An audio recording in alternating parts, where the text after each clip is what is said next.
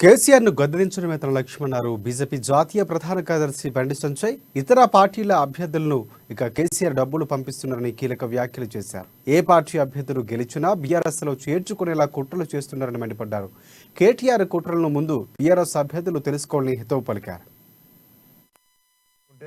BRS పార్టీకి చిత్తశుద్ధి ఉంటే నువ్వు ఎన్నికల ముందు ఉద్యమ సమయంలో ఇచ్చిన హామీలేంది, నువ్వు నెరవేర్చిన హామీలేంటి, ఎందుకు నెరవేర్చలేకపోయినావు, ఎందుకు ఇన్నో తెలంగాణ సమాజాన్ని మోసం చేసినావు, ఎందుకు మాయమాటలు చెప్పి తెలంగాణ సమాజాన్ని ఇబ్బందులకు గురి చేసినావు, ఇవాళ తెలంగాణ సమాజం పేద ప్రజల బతుకులు ఎందుకు బర్బాద్ చేసినావు నువ్వు, మరి నీ కుటుంబం ఎందుకు కోటీశ్వర్లు అవుతున్నారు, నువ్వు వ్యవసాయం చేసినా కోటీశ్వర్లు అవుతున్నావు, నువ్వు భూదందా చేసినా కోటీశ్వర్లు అవుతున్నావు, లిక్కర్ దందా చేసినా కోటీశ్వర్లు అవుతున్నావు, నువ్వు వ్యవసాయం చేసినా కోటీశ్వర్లు అవుతున్నావు, మరి రైతులు బికారుగారు అవుతున్నారు, ఇవాడ కాంట్రాక్టర్లు బికారుగారు అవుతున్నారు.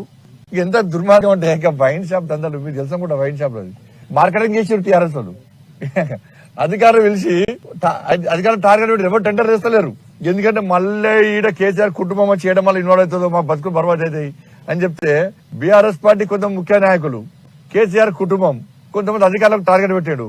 వైన్ షాప్ దగ్గరికి పోయి ప్లీజ్ టెండర్ వేయండి, ఈసారి ఎలక్షన్స్ ఉన్నాయి, వినాయక చవితి వస్తున్నది, దసరా వస్తున్నది, బోనాల పండుగ మళ్ళొస్తుంది, ఎలక్షన్ పొట్టు మేమే మందాయిస్తున్నాం, ఈసారి టెండర్ వెళ్ళి మీకు లాభం జరుగుతుంది బాగా అని చెప్పి మద్యం షాపుల టెండర్లలో కేసీఆర్ కుటుంబము ప్లస్ కొంతమంది అధికారులు